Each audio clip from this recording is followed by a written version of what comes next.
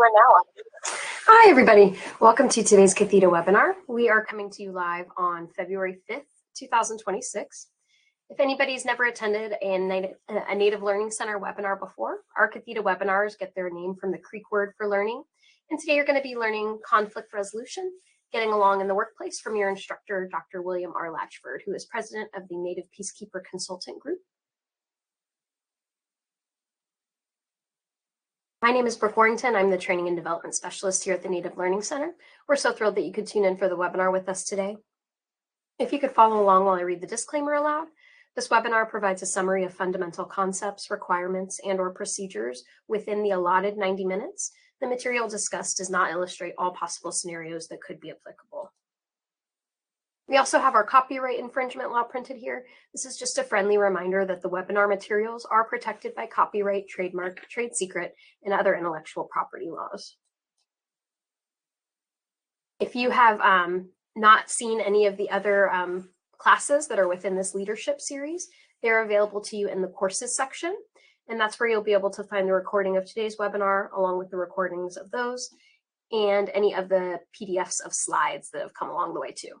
I did put a link to the slides for today in the chat, and I will do so once again. And when you come back for the next webinar with us on Tuesday of next week, it'll be Will again. You will join just like you did today by clicking on that green banner at the top of the screen. We typically ask that you join with listen-only capabilities because it helps to cut down on audio feedback in the recording. And if you've joined and you found that the audio is not coming out of the right device, maybe you're trying to use your headphones, maybe you're trying to use a Bluetooth speaker, whatever the case might be, if you go down to the bottom of your screen and click on the telephone icon, or you might have just a headphone icon, that will bring up a list of your speaker devices and you can select the proper audio output. Even though we typically ask that you join on mute, we do still, of course, encourage class participation. We do want to hear your questions. We do want to know your comments. If there's any tech support issues that I can help you navigate through, we are going to primarily rely on the public chat for this. If you don't yet have it open, you can go up to the messages column in gray, and public chat's that very first option at the top. That'll open up a chat between you, the attendees, me, the NLC staff, and your instructor, Dr. Latchford. You'll just click in that box where it says send message to public chat, and then you can either hit enter or click on the little paper airplane and send your messages once you're ready. Just below public chat, there is a section called shared notes. I've included a list of helpful links for you in there. There's one to the webinar feedback survey. Once again, a link to the slides, a link to go to our YouTube channel, all kinds of good stuff in there. And if you joined with your mic on and you want to mute yourself, you can always just come down here to the little mic button and click on that. And if you ask something or make a comment along the way that you think we missed, you can use that hand raise feature that's down in the bottom right corner of your screen. We'd love, though, if you got the chat box going together by introducing yourselves. If you haven't already, I see some folks have. Thank you. You could let us know your name, where you're tuning in from. It's really fun to see all the different tribal nations that are represented on the webinar, your work or your role in Indian country, and your tribal affiliation, if you have one. You might be a tribal employee and you don't have your own affiliation. That is okay too. You are also welcome. Just a quick final note while you're introducing yourselves in the chat. We do want to do our best to avoid clicking on this red menu column that's to the far left of your screen. Yours might just be the icons if you don't have it expanded like in the picture.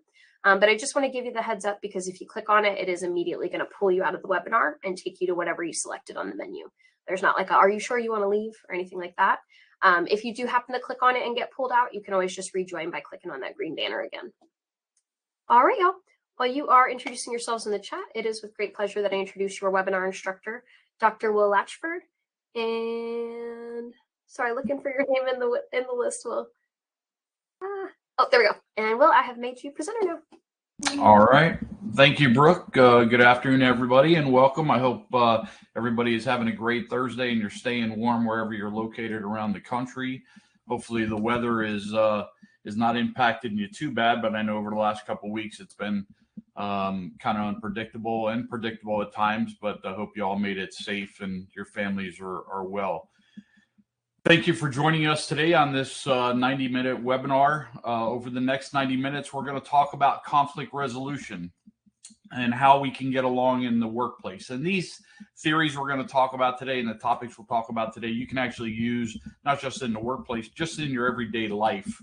And I applaud each one of you for taking the time today to take these 90 minutes to enhance and professionalize your professional development leadership skills, because conflict resolution is really something we all have to learn to really navigate and be somewhat experts at. Because if we can mitigate a lot of the issues that we deal with from employee to employee relationship, or even a leadership relationship, it's going to make our world and our programs a lot better, so we can provide and focus on really what we're here for, and that's to take care of the community that we serve.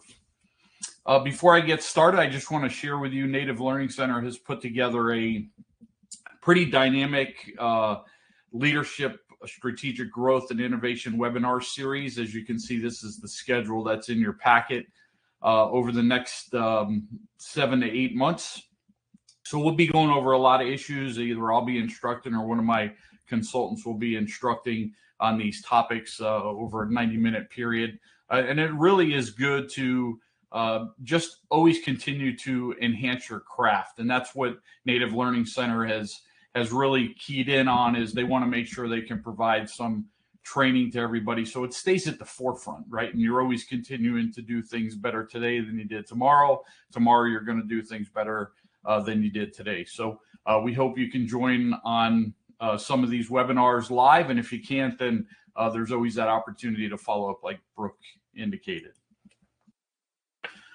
So as we look at conflict resolutions, getting along in the workplace, throughout this presentation, what I ask you to do is kind of think about your own experiences you've had, right? We've all been through experiences in our life and our workplace where we don't always get along. And probably currently there's some people out there who are having some challenges in their workplace right now and not getting along with individuals that they may work with, or may be providing a service to, or other programs that you're aligned with. And what I ask you to do is take conflict resolution and don't look at it as a negative. Conflict resolution is really an opportunity for you to transform how you look at things, transform the behavior, the communication, and really the professional relationship, that the environment that you're in.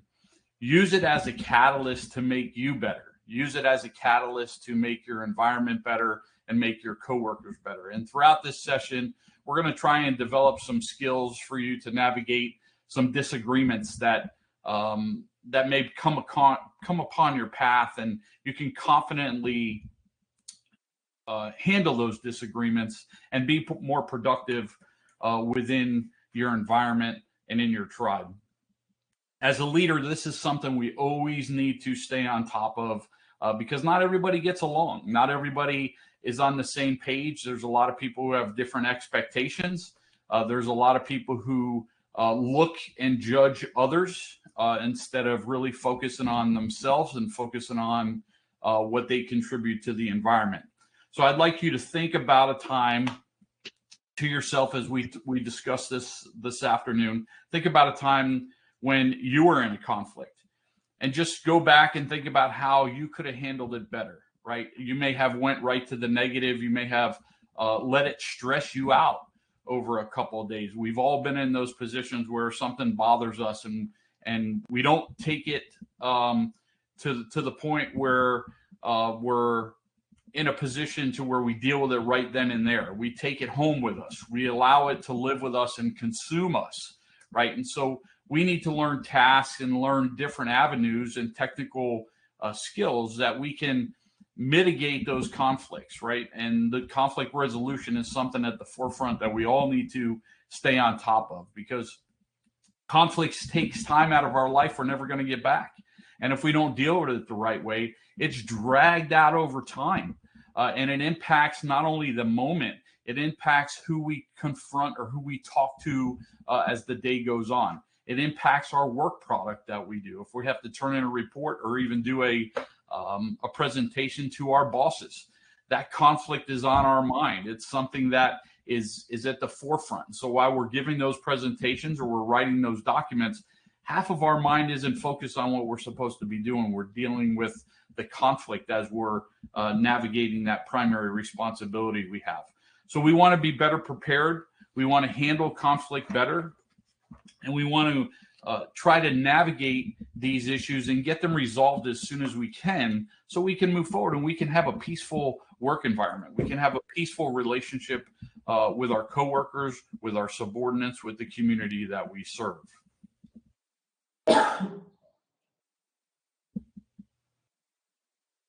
So a little bit about myself, just to cover a quick overview. My name is Will Latchford. I'm a doctor of criminology. I spent 32 years. I was provided the opportunity 32 years ago from the Seminole Tribe of Florida to start in their public safety organization as a police officer. And over those 32 years, I was able to retire. It'll be 3 years this April, as the executive director of public safety. And I've had the opportunity to deal with a lot of conflicts, when it comes to public safety arenas where you have to deal with individuals who are in society that are just going through hardships and they're just having a lot of challenges in their life. And I've also dealt with those issues as far as employee to employee relationships when it comes to conflicts, not necessarily getting along, having difference of opinion, difference of expectations. And then as a boss, as a leader, and as a person who is responsible for almost 500 employees, there's conflicts that come at you every day when you're in an environment as a leader. So this is a task, conflict resolution is a task that, I took personal ownership in, because I felt that if you can resolve conflict in an environment, your environment is going to focus on the mission. It's not going to focus on the conflict. And we as humans, sometimes we gravitate towards the gossip. We gravitate towards the rumors. And when people in an environment know there's conflict going on, that becomes the water cooler talk. And that's what we want to try and prevent as leaders. So, and we can prevent that by challenging ourselves, as I did throughout my career, to solve those conflicts as soon as we can, mitigate those conflicts and move on, so we can focus on really what we're there for and why we're in each community. You can read through my bio on the slides that you have that Brooke presented, but it's my honor to sit here with you today and go over conflict resolution. A little bit about Native Peacekeeper Consultant Group. The owner, Amy Osceola Latchford, is a member of the Seminole Tribe. We are a certified business association and accredited through the National Association of Accredited Consultants.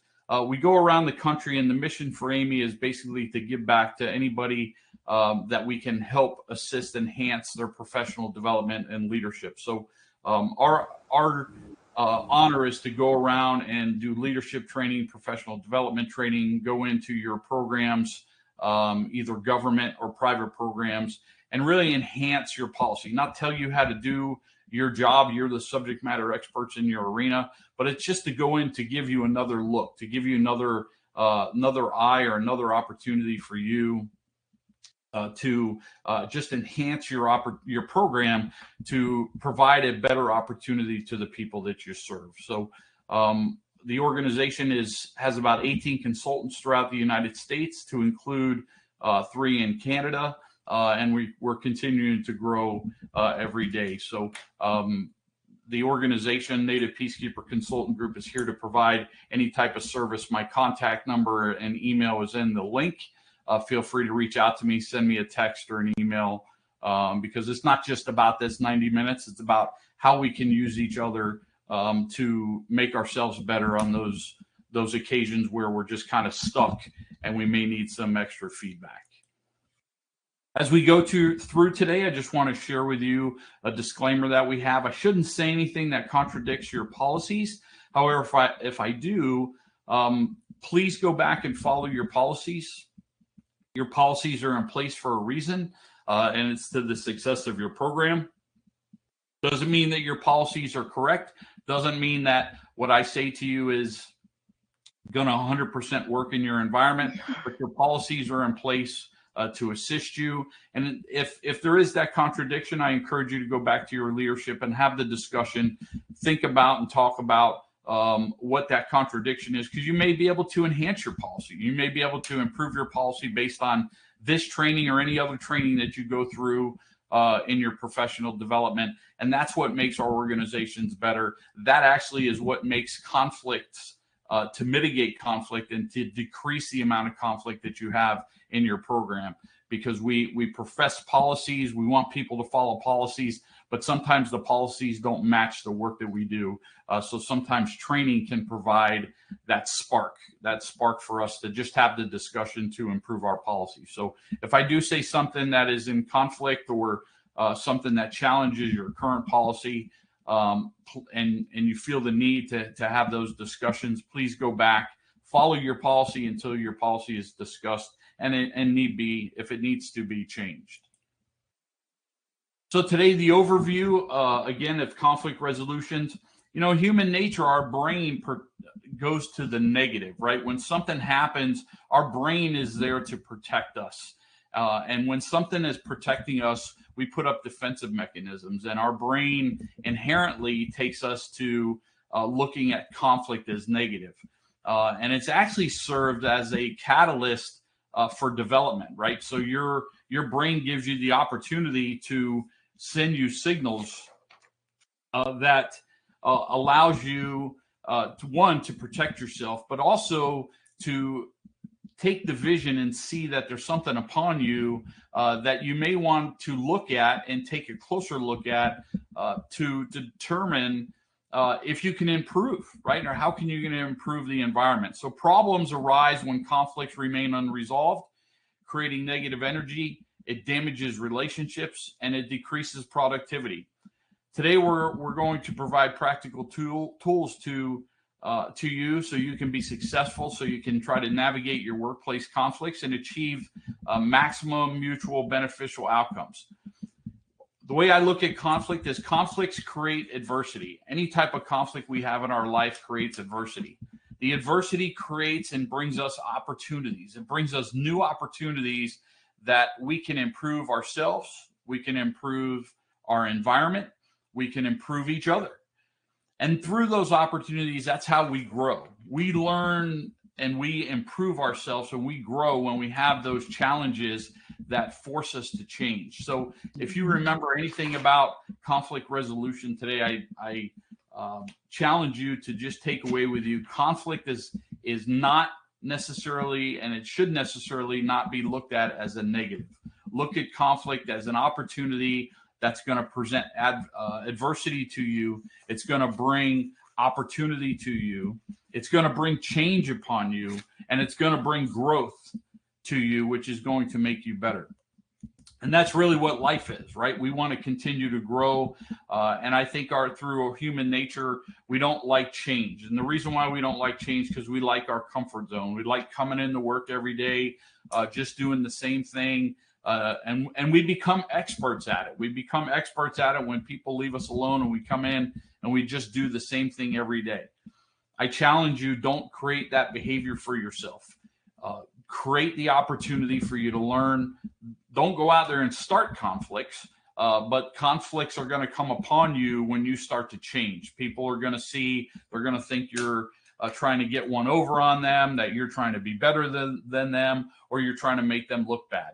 That's not the case. Your whole mission should be the fact that you want to better yourself so you can better the program and you can better the community that you're serving, because that's what it's all about, right? So as we sit here today, sometimes we lose fact that it's about the community we serve. It's not about ourselves. It's about the community we serve. Somebody a long time ago, 30 years ago, saw something in me to hire me as a police officer and to make a difference in a tribe and in a community. Same goes with all of you. Somebody saw something special in each one of you to provide an opportunity to you so you can take care of your family, you can give back, you can work in a community that helps others, and you can be in a service-oriented profession that allows you to be that person or that go-to person that everybody comes to. And to have that responsibility, and the responsibility each one of you have, is phenomenal. That's a great thing. Not everybody can do what you're doing. part of that responsibility comes challenges and change.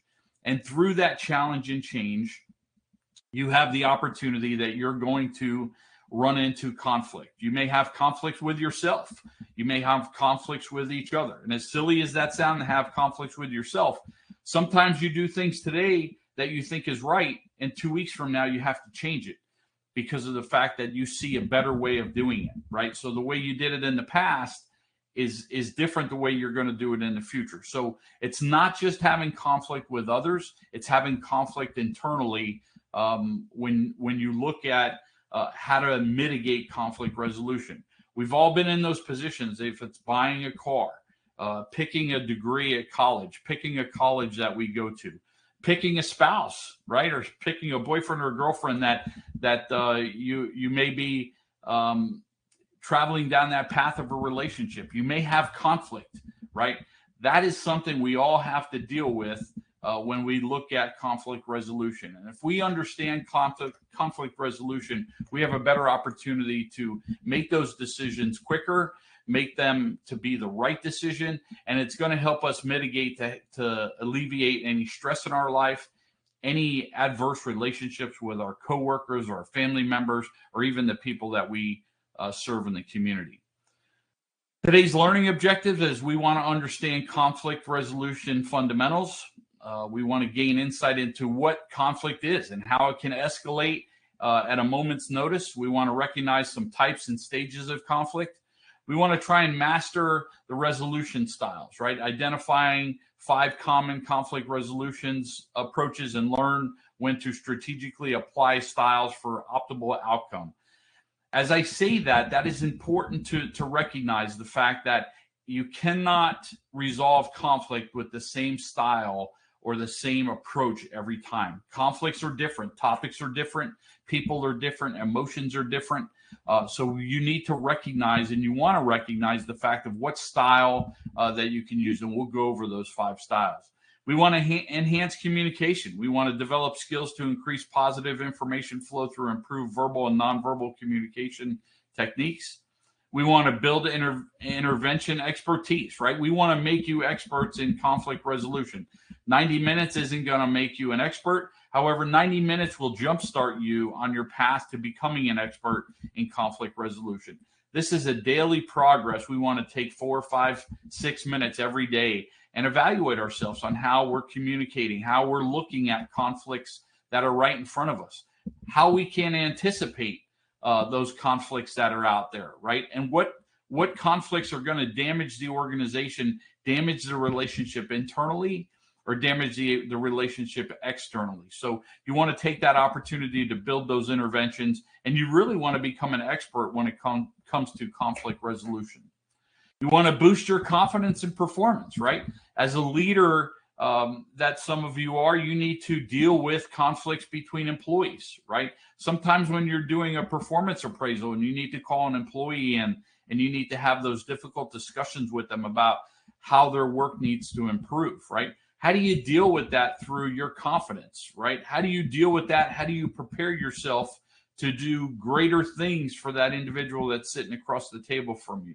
You want to develop your confidence and your ability to manage those conflicts in a way that enhances the productivity and the team performance on everyone that you deal with. Because at the end of the day, if you know how to deal with conflict resolution within your programs, that's going to assist in developing that service to the community you serve.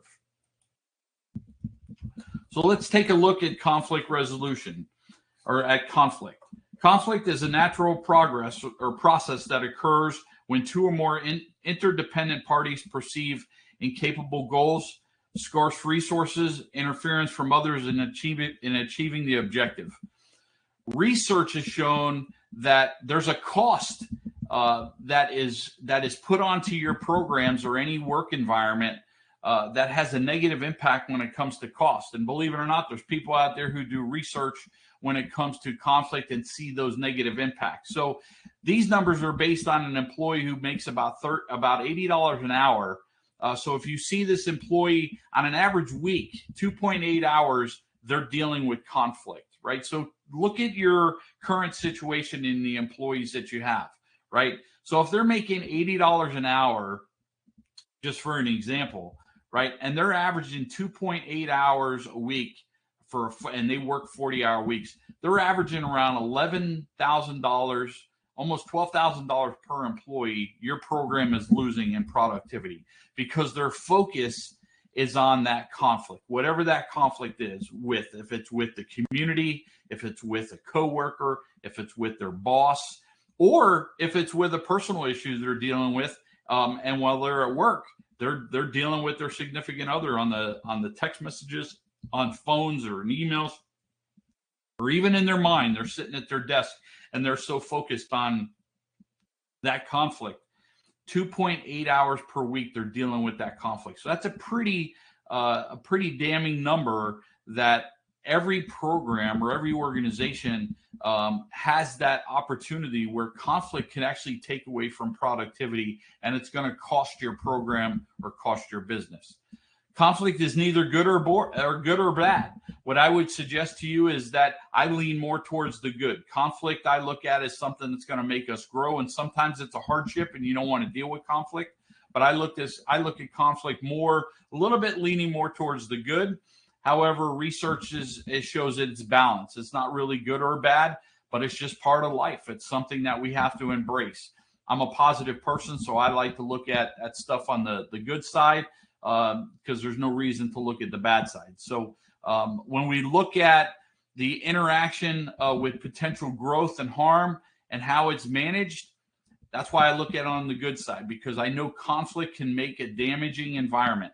Conflict could create a bad environment that makes everybody miserable. And I'm sure you've experienced it. Some of you may be experiencing it now. And so that's why we want to resolve what that conflict is. The most important factor in determining whether conflict becomes destructive or constructive is not the conflict itself, it's how it's addressed and how it's resolved. I stress to you that the most important, just as important as the topic of the conflict, because there's a lot of conflict that happens and the topic we deal with is very important, right? The subject matter that we're having that conflict over is very important. It's important to us because we're having that conflict. It's important to others because they're taking ownership in it.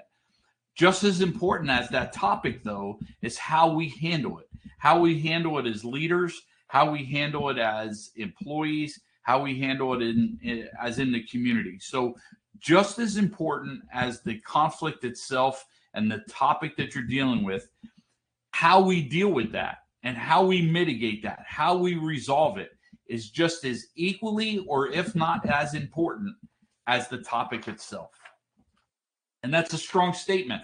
And I encourage you to take that away with you and keep that kind of at the forefront of everything you do. Is just as important as the topic. And through my career, I can tell you I'm very passionate about some topics, some more than others because some are right in my wheelhouse. But being compassionate about something and taking that ownership and embracing that ownership that we all do, just as equally as important as that ownership is how we deal with the conflict when it comes up or when we recognize conflict is upon us. So not just the conflict itself. We want to look at the process. We want to look at how we're identifying it. We want to look at how we're solving it and how we're going to mitigate it moving forward. It's just as important as the topic that created the conflict.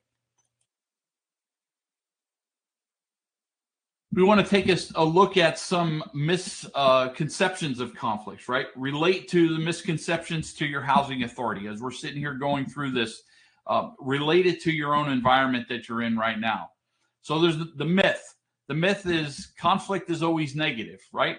The truth is constructive conflict can lead to innovation, better decision-making, stronger relationships when managed effectively, right? Sometimes as a boss, you want to go a different direction. And if you're moving a mile a minute, like I know a lot of your programs do and a lot of your communities do, you're living in crisis every day. So you're moving.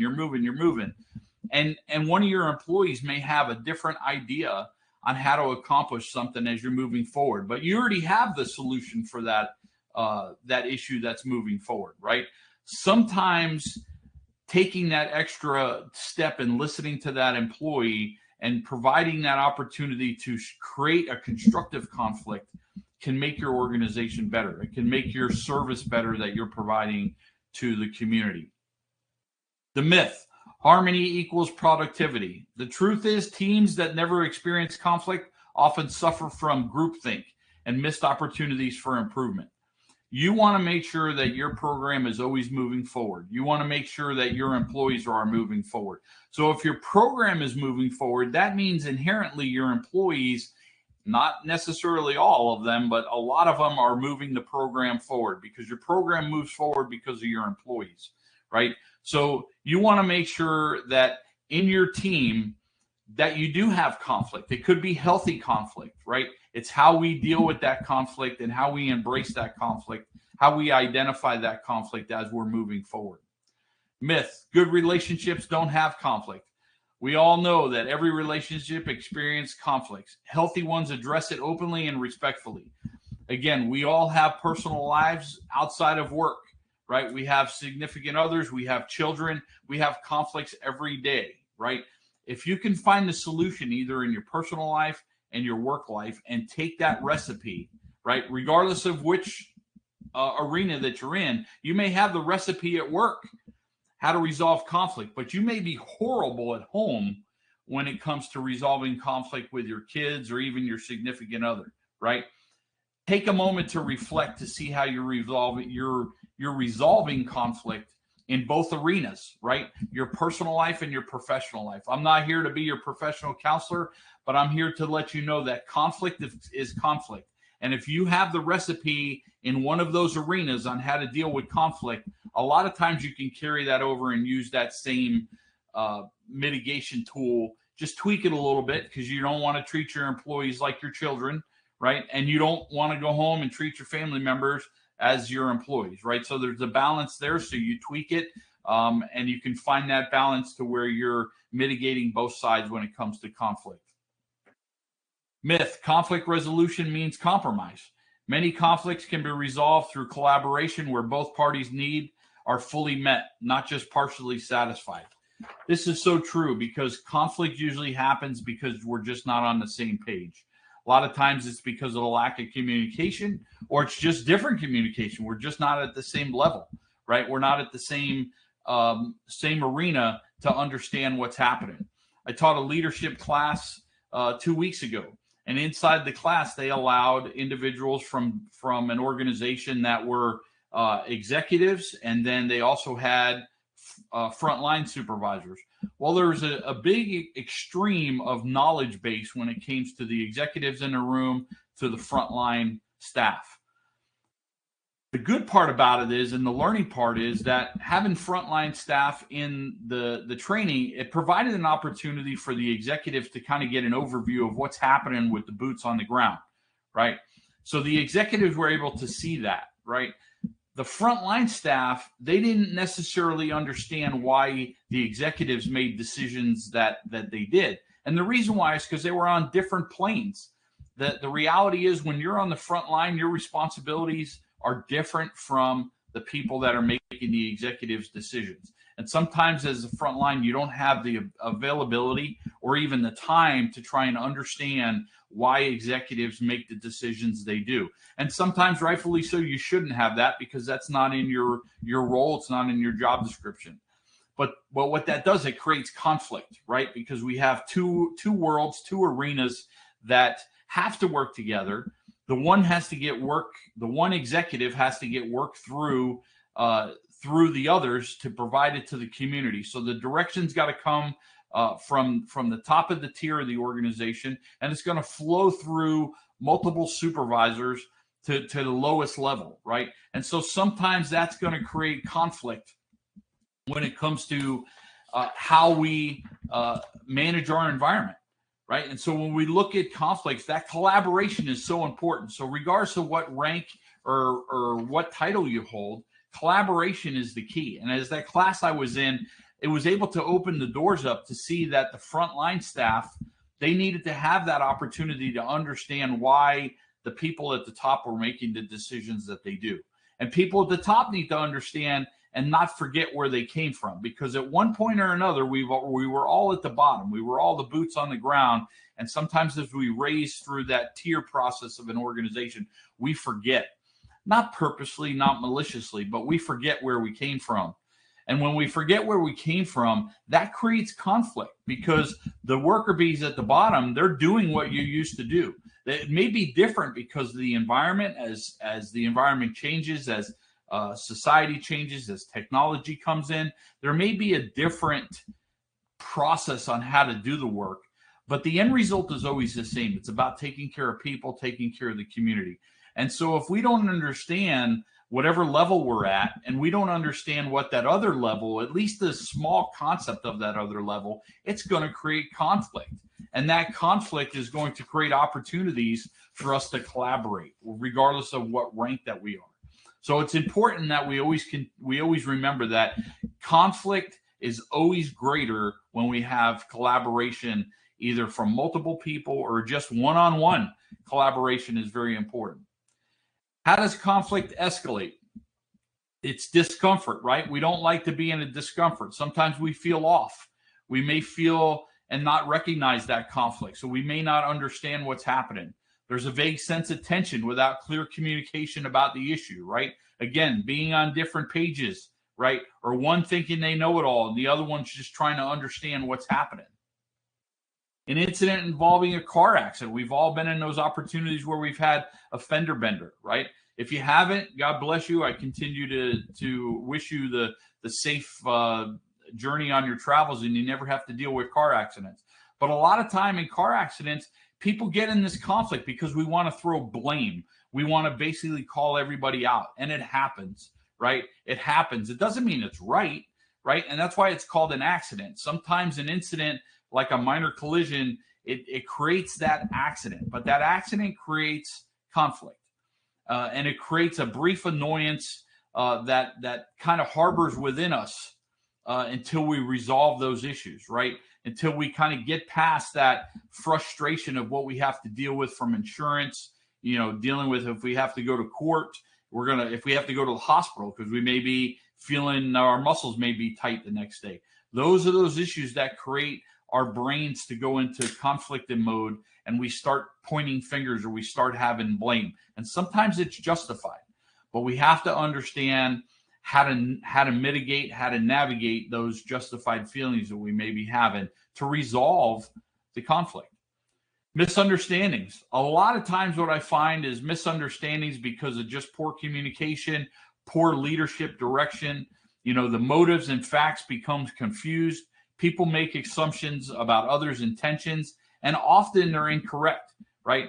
A lot of times, and I will tell you, that's how rumors start, right? If leadership is having a poor communication, or if leadership is not communicating at the highest level that they can, a lot of times what happens is people fill in the blanks, right? If you don't give them the full story or the full picture, then they fill in the blanks, and that creates more conflict. It creates the opportunity to where incorrect information's out there, right? And then everybody's going down this path where there's no end, right? Because they're believing something that may not be true, and it's confusing the environment, right? And it may add to the motive that they have, that they're dealing with. It may be a motive internally. They're thinking somebody's after them, and because of the lack of communication or direction, it's adding to and confirming that their motive, that somebody's after them, is correct. And the reality is nobody's after them. It's just how we dealt with the conflict is giving them that rise that they are right. And a lot of times we in society, we want to be in that realm of right or wrong, right? We want to call it out who's wrong. We want to jump to that so we can show that we're right. So a lot of times misunderstandings is what escalates conflict even more. Tensions, the relationship becomes strained. People begin to view each other through negative filters, and you start to anticipate problems, right? Especially in an office environment, tensions arise. You start to have pockets of people picking sides, even though they're telling people, I don't want to get in the middle of that, but they're also giving feedback at the same time they're saying it, right? So tensions evolve, relationships become strained, and then before you know it, the office is turned upside down because of the conflict that's happening, right? And then in crises, normal function becomes difficult, right? When we have a crisis, normal function becomes difficult. We can't operate in the crisis mode because of the extreme behavior that emerges during the crisis, right? And then when the stress or anxiety goes up, supervisors or others may start to verbally attack. We may start yelling at each other. At times, someone may perceive, or somebody may take a hostile action or take a stance, or their behavior changes to where they look like they're going to be aggressive, right? And sometimes you deal with this in your tribal community from a tenant that may be unhappy with the service, right? One of your employees as a supervisor goes out to handle a problem, and it just escalates even more. So you send somebody out to deal with a problem, and the problem wasn't dealt with, and it's now magnified. It's gone 0 to 60 because it wasn't dealt with the right way. So then your tenant comes in, and then all of a sudden the tenant's upset. It's hitting a nerve because it wasn't resolved, and then emotions are going back and forth. So crises play a big part when it comes to escalating a conflict. So you want to try and prevent those type of situations happening where a crisis doesn't escalate any further than what it has to before you mitigate the solution. As we look at the types of conflict, source-based classifications, right? So there's data conflict that arises because of lack of information, misinformation, different interpretations of the data, different assessment procedures. An example would be marketing and finance teams interpret the same sales data differently than others, right? So that could be a conflict. The budget office could create or have a thought process and a view of the budget, but when it goes to the programs do not evaluate or anticipate what that information is. So it creates a conflict just because of two sides don't understand and they're not on the same page. Relationship conflicts results from strong negative emotions, stereotypes, miscommunications, repeated negative behaviors, right? Examples are two colleagues with a history of misunderstanding develop ongoing tension, right? Another one is that you deal with, I know in your environments, is a high turnover rate. You may get a new boss, right? And you hear all these rumors about the boss, and you may not give them the opportunity to really show them who you are, and you show them, or let them show you who they are, right? And you automatically perceive them because you've heard all the rumors. That creates that relationship conflict, and sometimes those persons or even you are going to read those emotions without realizing that it's a relationship conflict that's happening and it hasn't been exposed yet. It's still behind the scenes. Value conflicts emerge when two different criteria are evaluating ideas, different ways of life, ideology, religion. Expectations is really big when it comes to value conflict, right? I'm a type of person, I live on high expectations. I want everybody under my leadership to deliver the highest level of service on everything you do, right? That's a high expectations. Some people weren't raised that way. Some people don't understand that concept. And so values create that. Sometimes the way we think it should be done, some people aren't at that same lineage, right? Individuals that play team sports growing up have a different view than individuals who may have played golf. Golf is a single sport, right? You don't need a team member for that, right? If you play football, baseball, or basketball, those are team sports. You can't be successful unless that team is successful. In golf, you can be successful by yourself, right? Value conflicts are expectations. As one individual, I have one expectation, right? When I have a team of 5 or 6 or 8, and usually the span of control is 8 or less, as a supervisor, you have your expectations, and then your 8 employees below you have their expectations, right? And so those values are different. Not all of you are going to have the same. So you as the leader, you have to look at value conflict. You have to look at what those expectations are for each employee so you can minimize those value conflicts. You're still going to have those conflicts, but if you can understand the environment and understand your employees, you're going to be in a better position to deal with those conflicts. Structural conflicts caused by limited resources, authority issues, time constraints, organizational structures. We all deal with structural conflicts, right? If you're in a political environment, you have politics coming into your organization, right? That creates a politics environment where you're going to have conflicts when it comes to your policy based on what's happening in your environment. Not having enough employees, right? We all dealt with that where you're shorthanded, right? We can decide if we're just going to complain and gripe about not having enough employees and live in that conflict, or we're going to chug along and we're going to say, you know what, we're going to deal and control what we can control. And as we move forward, we're going to deal in reality and deal what's in front of us. We'll worry about not having enough employees when we have that moment to take a breath, right? That's still going to create a conflict, a structural conflict that we have to deal with. And then budget issues, right? We all want more money. We all want more finances within our budget, right? And then we start to look at how do we get things done the way we're supposed to get done? Do we project down? Do we take the budget issue as a structural conflict? And do we project down and tell our employees that the budget office isn't supporting us when it comes to our budget? Or do we tell our employees that the government officials aren't approving it? Or do we tell our community, you're not getting this service because the government officials won't approve it, right? Do we create a conflict by doing that, right? Because of the structural conflict within the program. From a leadership standpoint, I challenge all of you, never project down. Never use that excuse because you're a leader. Regardless, we all have to have supervisors and people above us.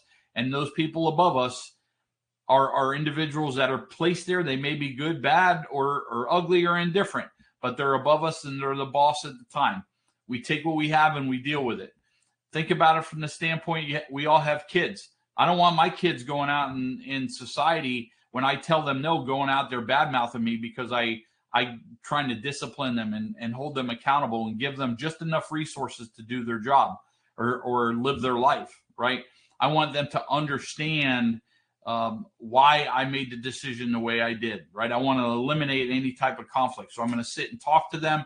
I'm going to turn a negative into a positive. I'm going to make sure that eliminates any conflict. When we look at the types of conflict, and I apologize, for some reason the wording in my PowerPoint here is kind of coming together. The types of conflict and relationship-based classification, intrapersonal conflict, conflicts within an individual, often involving choices, values, or roles.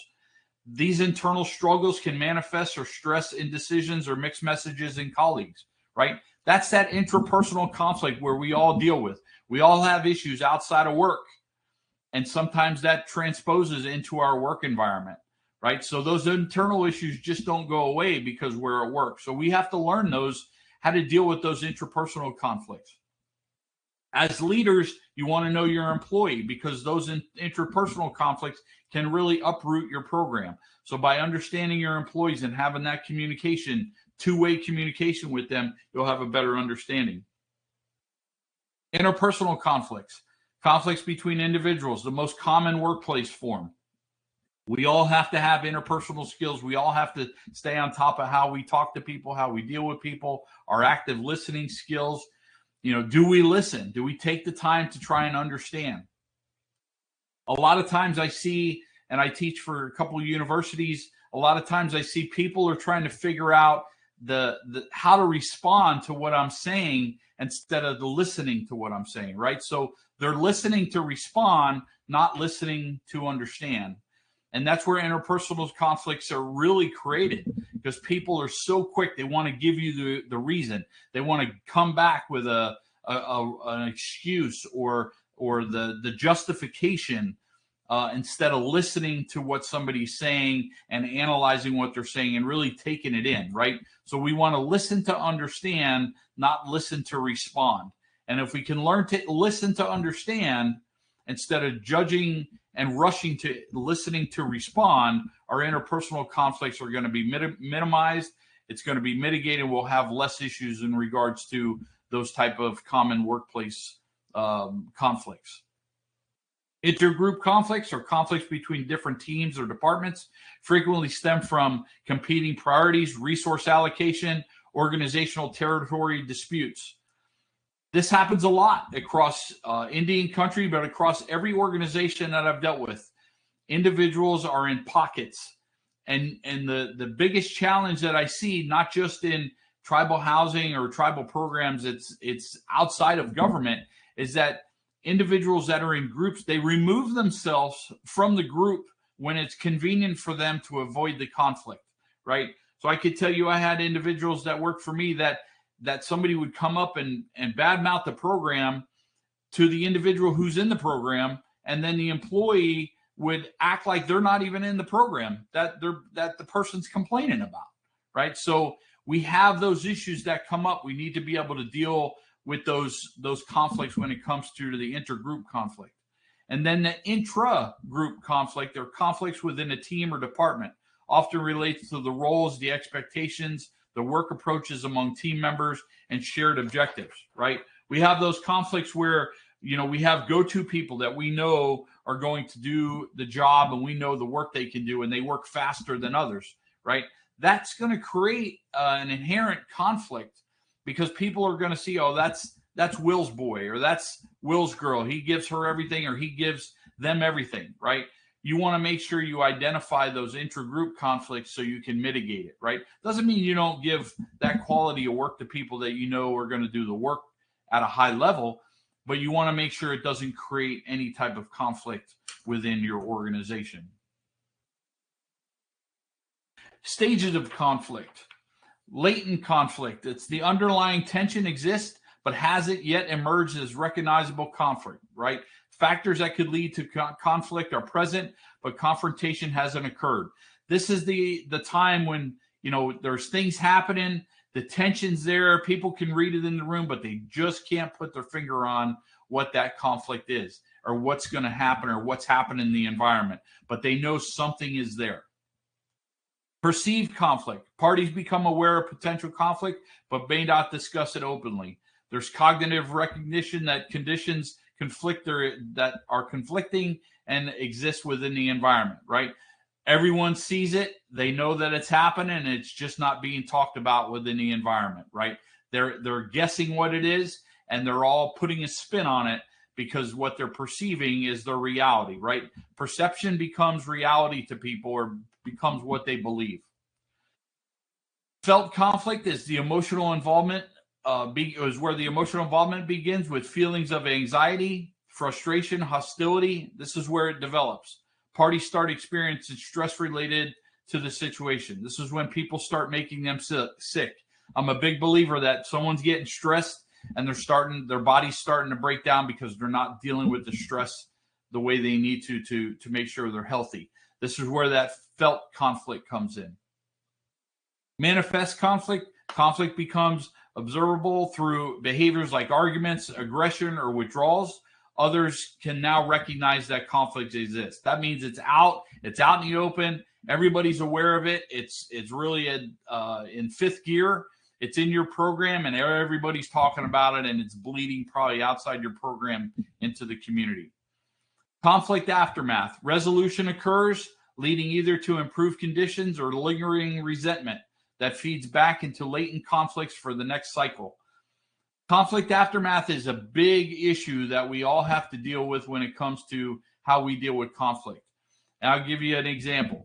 When you have rumors that go out there, and they're rumors which aren't true, people take rumors and run with it, right? So you picture a rumor that's about somebody, and it starts to gain its own feet. And now everybody starts to talk about it. It becomes the gossip of the environment, right? Then one day it comes out that it's not true. The word that's being spread isn't true. What ends up happening is only less than half of the people that were told about the rumor, as it was in fifth gear and going around, and the conflict was at its maximum percentage, less than half of the people really get the word of the truth that the rumor wasn't true. So you have over 50% of individuals that still believe what they were told, right? So there's a conflict that they're always living in, because the facts that they were told were not true. But as it was going, everybody was passing it along like it was true. And that's how conflict continues to stay in the system, continues to stay in your program, because they have a belief. Either they choose not to hear the truth, or they're never told the truth. But we're really quick to put out everything that what we hear, right? So it's like the first one who can get the information out. We get on social media, or we call or we text message each other, and we put the information out there. That starts that ball rolling of conflict. The problem is once that ball starts rolling, you can never pull it back 100%. So more than 50% of the time, or over than 50% of the time, everyone doesn't get the truth. So the conflict is staying, and it's going to manifest again within the environment because of what people believe, and what they believe may not necessarily be the truth. Cost of unresolved workplace conflict. According to the 2025 Workplace Conflict Economic Impact Report, unresolved conflicts cost U.S. businesses approximately $359 billion annually in lost productivity and resources. So we went over the $80 employee. This is an overview where $359 billion of lost productivity and resources is lost because of conflict that occurs in the workplace. A study in 2025 found employees experiencing ongoing workplace conflict are 96% more likely to develop stress-related conditions. So it's proven that conflict is not healthy for us, right? And we need to recognize the fact for our own health that we don't want to live in the world of conflict. Statistics highlight why effective conflict resolution is not just a nice-to-have skill, but it's essential business competency that significantly return on the investment for all our programs, right? So the training that you're going through now, if this is your first one, this should be a jump start. You want to jump into learning more about conflict resolution. You want to learn more about yourself to see how you're contributing to conflicts in your environment, how your behavior is creating an environment that may be presenting conflict, or maybe presenting an opportunity for you to solve conflict, but you're not doing it, right? So you want to make sure this jumpstarts you, because research has shown and history has shown that the skill of conflict resolution is going to make your programs better. It's going to make you better as an individual. It's going to make anybody who's around you, it rubs off on your coworkers and your community. And at the end of the day, the benefit is not just for your community, it's for you. It's for your program. It's reciprocal for everybody involved. And you minimize any type of those conflict issues. The benefits of a well-managed conflict: it sparks innovation. Again, we talked about the different perspectives create opportunities for new ideas and approaches. Teams that constructively challenge each other develop more innovation solutions than those avoiding disagreements. I think a lot of times people don't know how to handle the emotion. So they feel like they're being challenged when the answer is no to them, or that people don't have the trust in them. As leaders on the call, you need to take the opportunity to build your people up. Don't allow them to go into the poor me scenario or even the defensive posture. Get them to understand why you may have said no. Get them to understand why you're giving them constructive feedback, right? That will help them eliminate any type of conflict, and it'll allow your program to benefit, and you'll be well managed within your program. It promotes growth, right? Knowledge becomes power. Navigating conflict builds emotional intelligence and communication skills. Organizations that view conflict as a learning opportunity develop more resilient and adaptable workforces, right? Conflict helps. It'll help you deal with issues. It'll help your program grow. Just as important, though, is how you deal with that conflict. Emotional intelligence skills, communication skills, active listening skills. Those are three big skills that now need to be taught. They were assumed in the past. Now we need to teach our employees emotional intelligence, communication skills, active listening skills, and it's not a one-off. It should be a constant. Those are three areas that we should be training our employees on. And I get it. We're all busy. You're dealing with issues every day. You have to find time to get your employees up to speed and get them in front of the emotional intelligence, active listening, and communication skills. Because if you don't, you're going to pay in the long run. So take the opportunity, take the environment, and work on it today So in the long run, in the future, you're better off, because if not, you're going to deal with it and it's going to be worse in the future. It builds trust. Successful working through difficult situations strengthens relationships. Teams that have navigated conflict together often report higher levels of psychological safety and mutual respect. Nothing should be personal.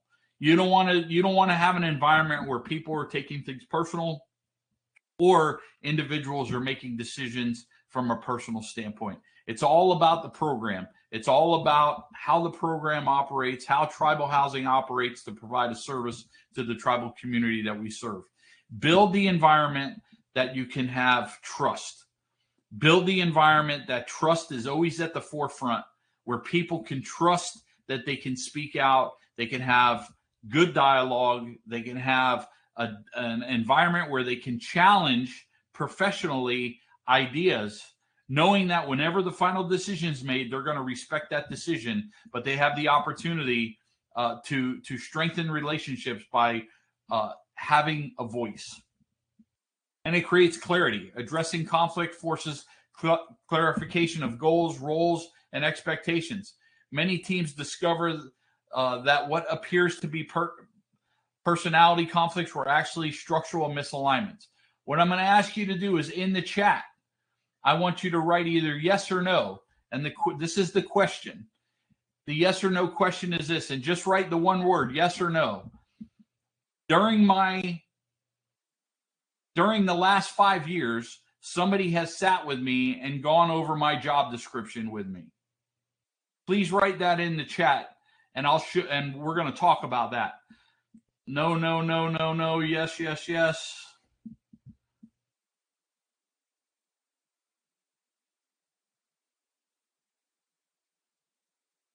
So the ones that are yeses, good for you. And if it's every year, I encourage you to make sure you go over your job descriptions every year.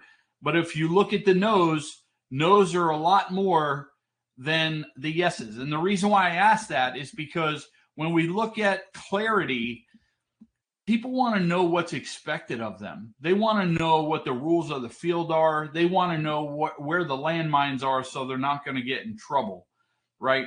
So by going over the job description and talking about not just the black and white of the job description, but talking about the job itself, the tasks that they do, how does that impact the society? How does that impact the program, right?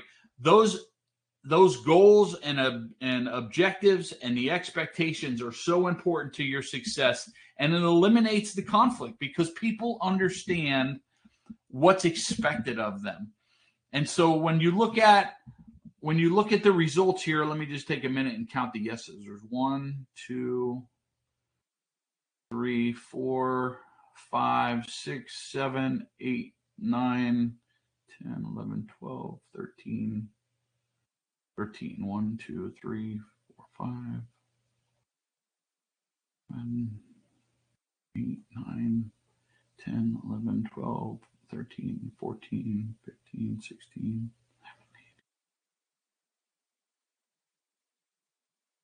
19 to 13. 19 to 13. So there's 19 individuals or programs out there that for whatever reason, and I'm not judging your programs, are not going over the job descriptions. But I bring that up because it's so important for people to understand what's expected of them and to understand what their role and functions are. And that should be a yearly, even if it's a quarterly or even a biannually opportunity to sit down and go over job descriptions, because you're the subject matter expert in the position that you currently hold. The person in another position is the subject matter expert in that position at the time, right? So you want feedback from the people who hold these positions. And if you can get feedback for them, it's going to create conflict. You're going to see the conflict of what they're saying. They're going to talk to you about things that necessarily you may not like. And it's going to create that conflict, but it gives you the opportunity for clarity. It gives you the opportunity to sit down and lay out the rules, lay out what you expect of them. It also gives you the opportunity to better your program, because you're going to identify some areas that is going to improve your program. It's going to improve the success of your organization, right? And by addressing the clarity issue and addressing that conflict, you're going to discover that your team is going to be more well aligned with the expectation of the overall service that you provide to the community. And that's only one aspect of it. So thank you for participating in that. I think it's important, when it comes to our development, that we understand what our expectations are. But I will tell you, when it comes to conflict, a lot of times it's people just don't understand what's expected of them, right? And we as bosses sometimes get in the position where we think they know, and the reality is, if you're 3 or 4 layers above them, there may be an issue of communication between you and them, and so therefore the word or the message may not be getting down to them as what you think it is. So it's very important that you evaluate all those layers. So when we look at the 5 common conflict styles, this is a understanding that these styles can help mitigate the environment, and it can help resolve some of the issues, right? Research from Harvard, the study that took place last year, indicates that individuals who can flexible switch between styles resolve workplace conflicts 72% more effective than those who default to a single approach. This is where I talked about earlier, is that if you know how to navigate between these styles, these conflict resolution styles, you're going to be in a better position to navigate conflict. If you're linear and you're an individual that is just dealing with one issue or one type of style, you're putting yourself in a position where you may be missing things. So please take the opportunity. These are 5 areas that I think can help you. It can help you navigate some of the conflicts. First conflict is the competing style, right? The characteristics of a competing style is an individual that's high assertive, low cooperative, power-oriented approach, win or lose mentality, and they're quick and decisive in their action, right? When this style is used, is when there's an emergency or an emergency situation that needs a rapid decision, implementing unpopular and unnecessary actions, protecting yourself from people taking advantage, and issues vital to the organizational welfare. Some of the pitfalls that this style creates: it creates resentment among those who feel defeated. It discourages input from others. Damage relationships long term because people feel that they're hurt and they carry that emotion for a long time. And it may miss creative solutions, right? You may miss that opportunity where somebody has good input, but the competing style doesn't allow that to come out. So it's something that you want to make sure you try to avoid these pitfalls.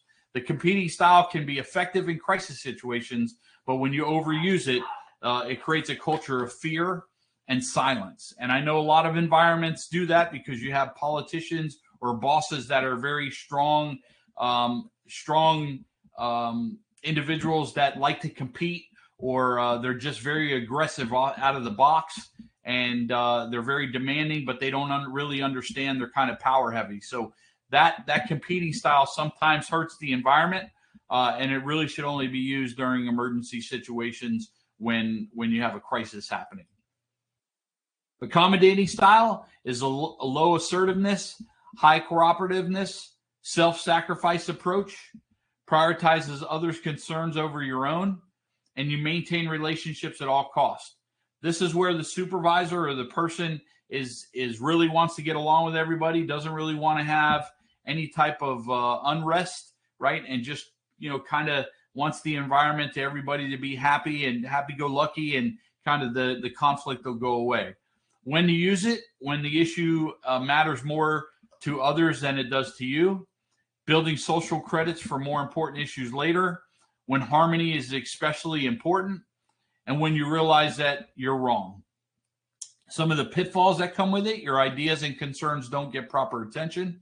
You create resentment if it's overused, may diminish your influence in the organization, and can lead to a decreased self-esteem in your individuals that work for you or that you're around. Strategic accommodation builds goodwill, but chronic accommodation leads to diminished respect and influence. Avoiding style: this type of conflict resolution solution is low assertiveness, low cooperativeness, sorry about that, sidesteps or postpones difficult issues, withdraws from threatening situations, and neither pursues own concerns nor others, right? So you don't pursue your own concerns and you don't pursue other concerns. You just kind of like turn the other way and you act like it doesn't even exist. When to use it: when an issue is trivial or more important issues are pressing, when emotions are high and cooling off period is needed, when gathering more information would be beneficial, and when others can resolve the conflict more effectively. This is the type of environment, I always use the avoiding environment when I don't have all the facts and I don't want to add into the environment. So I'll try and kind of kick the can down the road a little bit and I'll avoid it until I can get the facts. However, that is a very quick window, right? So when I use this style, I make sure that if I'm going to kick the can, it's going to be within 24 to 48 hours. And then I'm going to deal with the issue after that. So I'm not going to go any longer than 48 hours because the longer you use it could create more problems in your environment. Potential pitfalls: important decisions may be made by default. Unresolved issues accumulate and escalate. Others may interpret or avoid as agreement. Can lead to passive aggressive behavior. Strategic avoidance creates space for reflection, but chronic avoidance allows problems to fester and grow. So you want to make sure that you use this sparingly, this type of style, but don't give yourself a lot of time. Just understand, if you do the avoiding style, you could damage the environment even more if you wait too long. The next style you can use is compromising style, right? This is the moderate assertiveness, moderate cooperativeness, split the difference approach. Each party gives up something to find the middle ground. Expedient mutual acceptance solutions. When a goal are moderate important but not worth disrupting, right? You don't want to disrupt the environment, but you use this as compromising. When equally powerful opponents are committed to mutually exclusive goals. To achieve temporary settlements to complex issues. When time pressure demands a quick solution. Potential pitfalls: you may create a lose-lose rather than a win-win. You can overlook underlying causes of the conflict. You may lead to horse trading mentality, or no party is fully satisfied. Compromise is not collaboration. It divides the pie rather than expands it. But sometimes it's the most practical approach when you look at the conflict resolution styles. Collaborating style: again, I'm going to speed up here a little bit just so I can make sure I get through. Win-win approach: works to find solutions that fully satisfy all concerns, explores disagreements to learn from others and insights. When you can use it: when both sets of concerns are too important to compromise. When your objective is to learn and to integrate diverse perspectives. When needing to work through hard feelings that have been interfering with relationships, and when committed to finding creative solutions to complex problems. Some of the pitfalls: require significant time and energy. Not all issues warrant all level of investment. Require skills and trust from all parties, and can be frustrating when others don't reciprocate. Collaboration creates the most sustainable solution, but demands the greatest investment of time and emotional resource. This is really the key style of conflict resolution solutions, but I will tell you, it's sometimes brain and mind numbing because you have to invest. You have to use the brain power. People have to be invested in the solution. They have to be honest, and they have to trust the process. However, if you can create the environment that will allow individuals to be open to collaborating and kind of giving a little bit, I think that's something that's going to be successful for you. Choosing the right conflict resolution style: you want to assess the importance of it. You want to consider the time restraint. You want to evaluate the relationship, and you want to analyze the power dynamics, right? Power dynamics are important. Shouldn't be afraid of power dynamics. There are some people that may work in the environment that may have, you may feel that they're connected to somebody. Don't let those outside interferences prevent you from making the right decision. So the power dynamics, you want to make sure it's always balanced but you need to analyze what those power dynamics are. Some scenario-based that will just kind of give you an idea of how to use them. Again, emergency evacuation plan. If you have an emergency evacuation plan and you have a disagreement between you or maybe one of the other housing staff, most effective style is the competing safety issues requiring quick, decisive action. The office decoration preference, not too big of a deal, but you're going to compromise. It's low-stake issue with multiple valid perspectives. It gives people the ownership. Department restructuring plan, that's a good collaboration, right? It gives everybody the input, the buy-in to the restructuring of the organization, right? Minor procedural disputes during a crisis, you want to be accommodating. That's a style you can use. Maintain the team function outweighs the procedure perfection. And heated political discussion at lunch, stay away from that. You shouldn't be getting involved in political discussions. Again, it's low relevance to work, high emotional charge. It provides that opportunity for that conflict to grow. As we looked in a research study in 2025, a framework suggests that professionals who correctly match resolution style to scenarios resolve 3.7 times more effective conflicts than those who default to a preferred regardless of the conflict, right, or in context. So again, knowing how to use them and knowing when to use them and identifying the arena to use them in is going to be the best bet for you to really deal with conflict resolution, right? Communication is the foundation of any type of resolution. Effective communication serves as the cornerstone of conflict resolution. According to research, 78% of workplace conflicts stem from communication breakdowns rather than opposing interests, right? So really it boils down to over 3/4 of conflict resolution issues really stem from the lack of or bad communication. Communication during conflicts involves more than just exchanging information. It requires that emotional intelligence, as we talked about, active listening, and mindful expression. The skills can be developed through practice. Significance improve your ability to navigate any type of disagreement.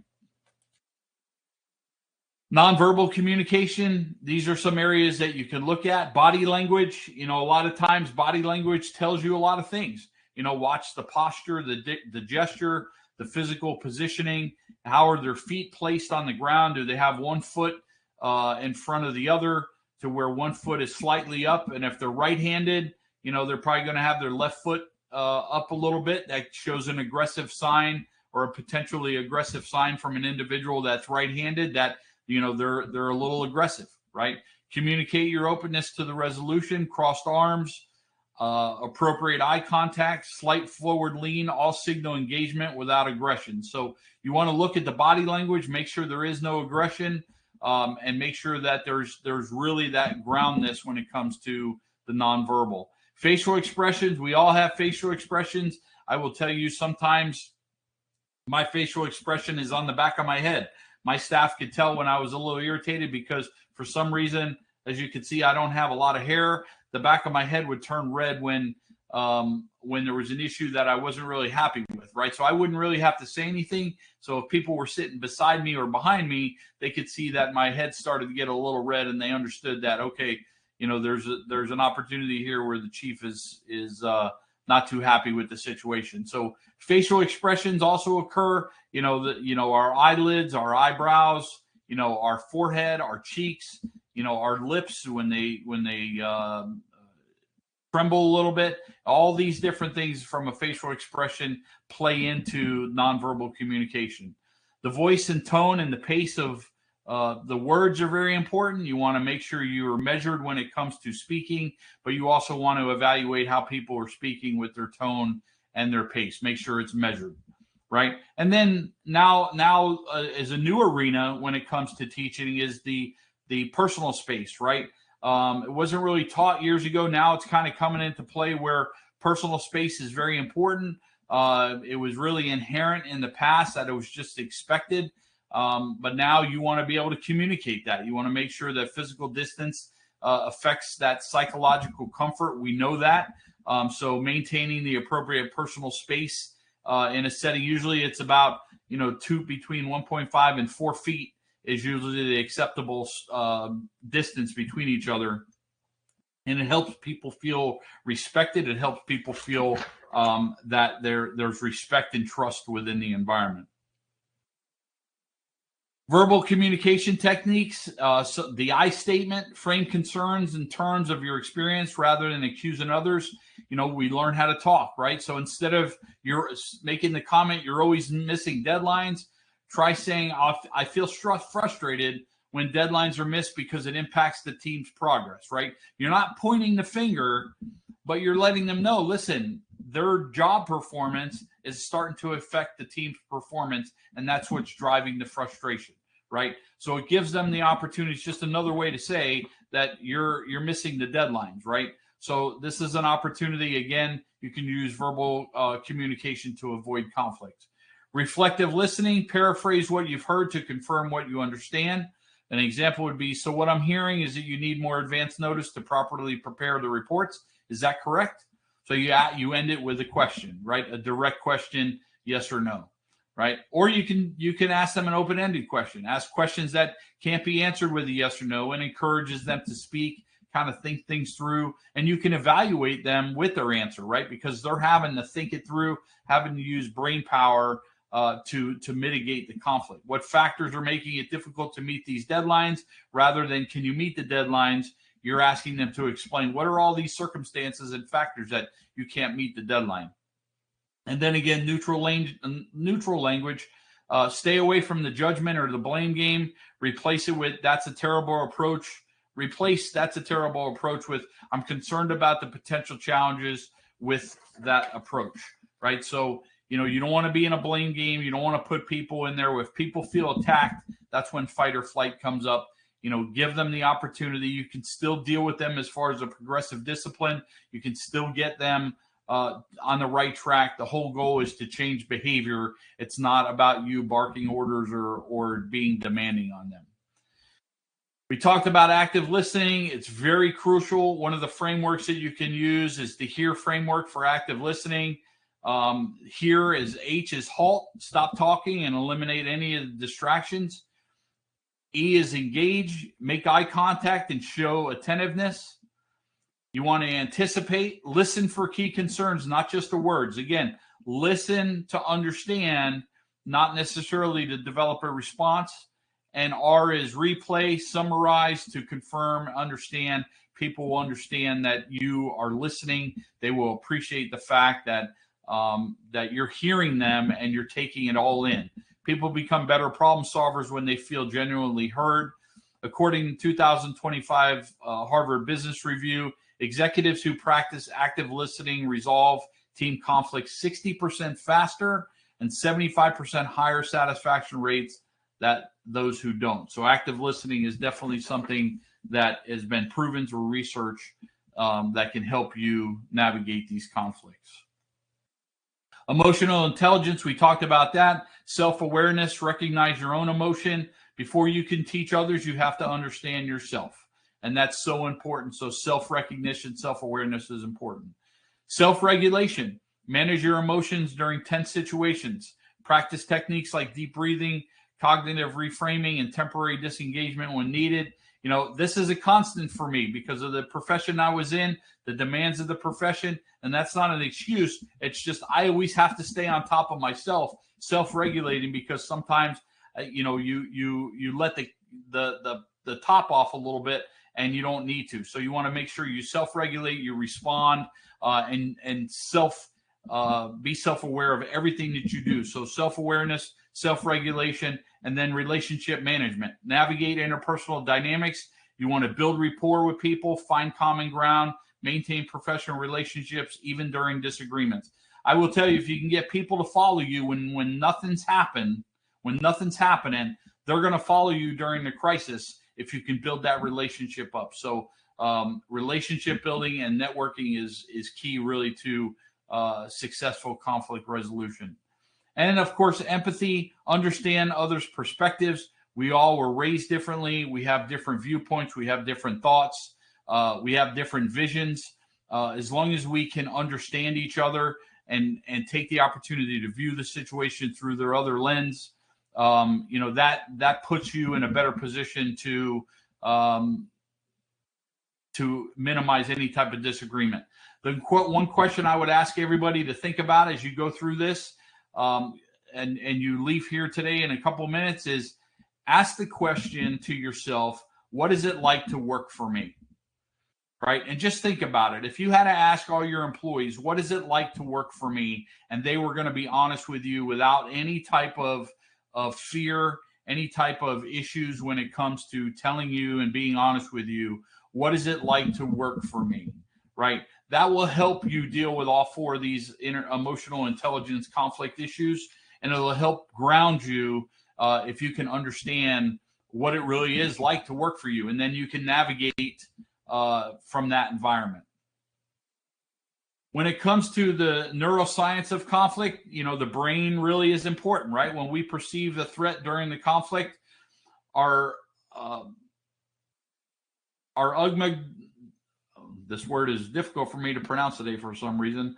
Amygdala triggers the flight, fight, or freeze response, redirecting flow from the front of our brain responsible for thinking, and then it puts it in the system where it's detects danger, right? So we want to understand this process. We want to recognize that our environment is being hijacked once we get into that type of environment, right? So we want to manage by recognizing physical signs of triggering increased heart rate. We want to look at our shallow breathing. We want to practice tactical breathing.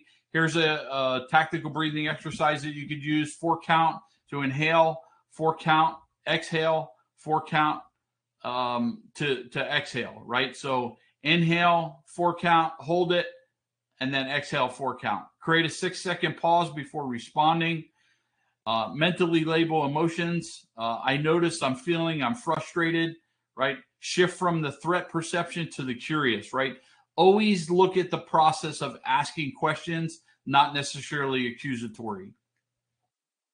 The intervention strategies, the CALM model, you could create a good psychological space for your employees, set the ground rules for discussion, ensure privacy, asking and knowledge, use open questions to understand perspective and acknowledge emotions, validate experiences without necessarily agreeing with the position. Look for interest. Identify underlying needs, concerns, and goals behind the stated position. This reveals potential common grounds and creative solutions. Manage agreements. Develop and document resolution plans with clear responsibility, follow-up procedures to ensure implementation. Again, psychological safety is so important. You want people to feel safe. And now that is at the top of the research that's being done. I see it more and more is that, used to be pensions, used to be pay. Now it's all about psychological safety, and it's something that is really should be focused on for all of us as managers.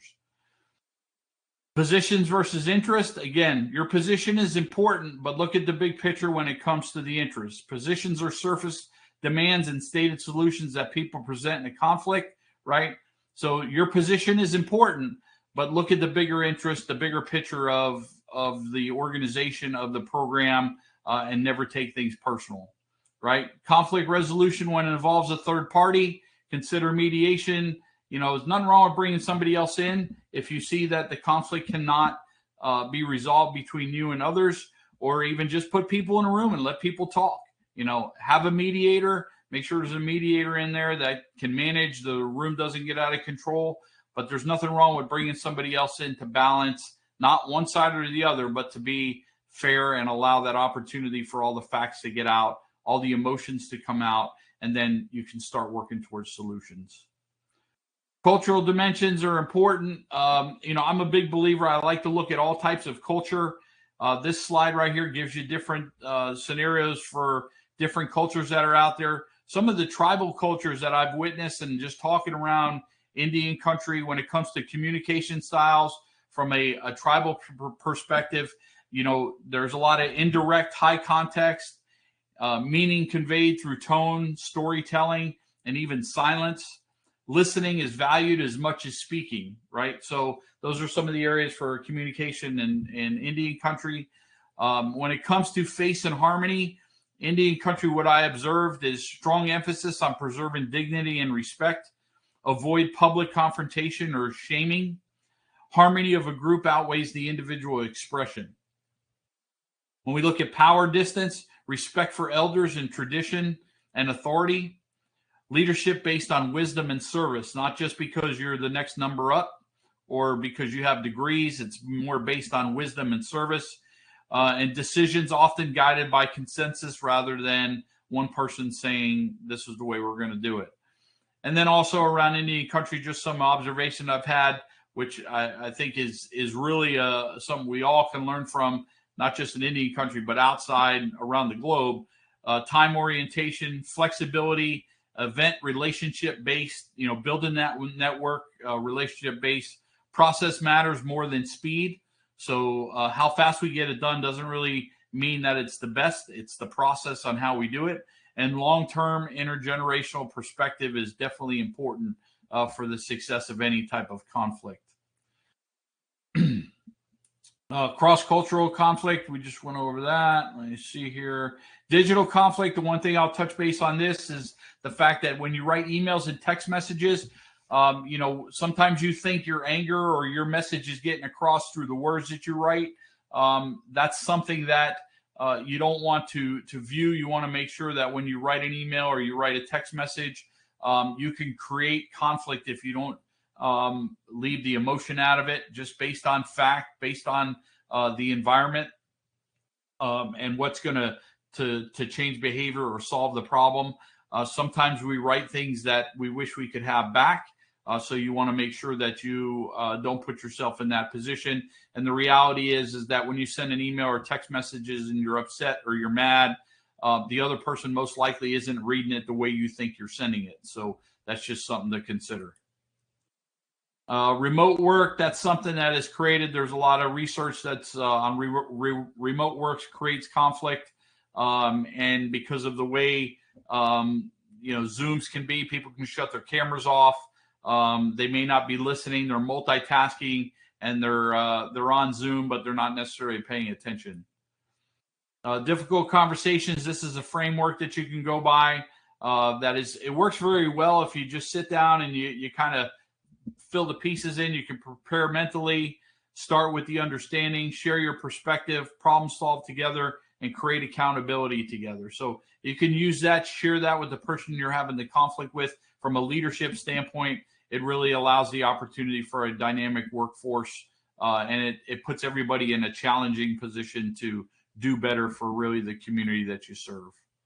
Organizational conflict, that's a big one that we want to make sure we manage. We want to be clear on the resolutions and policies and procedures we put out. We want to make sure we train our people the right way. Again, training is important. I find that a lot of assumptions are made in organizations and we don't train enough, and that actually adds to the conflicts within an organization. Return on investment, again, productivity. Teams trained in conflict resolution show a significant productivity improvement. Some of the research shows organizations improve 76% as far as conflict resolution and the success of conflict resolution by having their teams trained in it. It allows for the reduction in turnover because people are happier. They don't have all those issues when it comes to conflicts. Everybody's getting along. Everybody's in it to win it. And the turnover rate drops. Innovation growth, people feel 58% when you train your employees. 58% feel that they're part of the team, and it shows that their input is valued, and they're not afraid to speak out, knowing that if it doesn't go that way, they still appreciate the opportunity to speak out. And then, of course, healthcare savings. The research is showing that around 22% in reduction when it comes to healthcare savings and also absenteeism. You don't have to pay overtime. Healthcare costs are decreased. Even stress-related work environment issues, workman's comp decreases.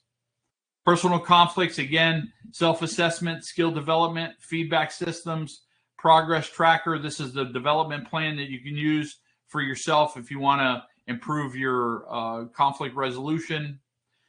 Today, we went over conflict as opportunities, continuous practice, focus on the interest, style flexibility, communication foundation, and emotional intelligence. As we look at the next step, here's some good research if you want. This is in the PowerPoint. These are some great books and articles that are out there that you can use. And I know Roger put Crucial Conversations in there. That is also a phenomenal third edition that he put in there that you can use. Very insightful, as Roger has indicated. I appreciate that, Roger. And as you go forward, you as leaders on the organization for professional development, you want to become an expert in conflict resolution. Give yourself the opportunity to do it for the people you serve and do it for the community that you serve, the tribe that you serve, because it will be infectious. Once you get to do it, people will want to know what you're doing. They'll want to know what that success is. Again, some of the practice opportunities you can do, different group trainings within your organization, kind of water cooler training, one-on-one coaching sessions, online simulation modules that are out there, and you can work with other departments just to have that conflict resolution training. So I appreciate the opportunity to be with you here today. These are also some references that are there that I've read, that I drew some of this information for today's PowerPoint. This is in your PowerPoint that you'll get. My contact information, again, is there. And I'll close with you're valued. The position you currently hold within your tribe is very important. And as a leader, just understand that people are looking for you to create an opportunity for them to grow, to be better, and not just to exist. Take the opportunity. Not everybody can be a boss, and you have that opportunity to do that. Impact people's lives in a positive way, and it will always come back to you, and you will always reap the rewards of that. So if you can become an expert in conflict resolution, again, you won't be perfect, but you'll be ahead of the game. You'll have a better environment. People will feel healthier, and you will provide a better service to your community. So thank you for the opportunity today. Everybody stay safe, and we'll talk to you next time.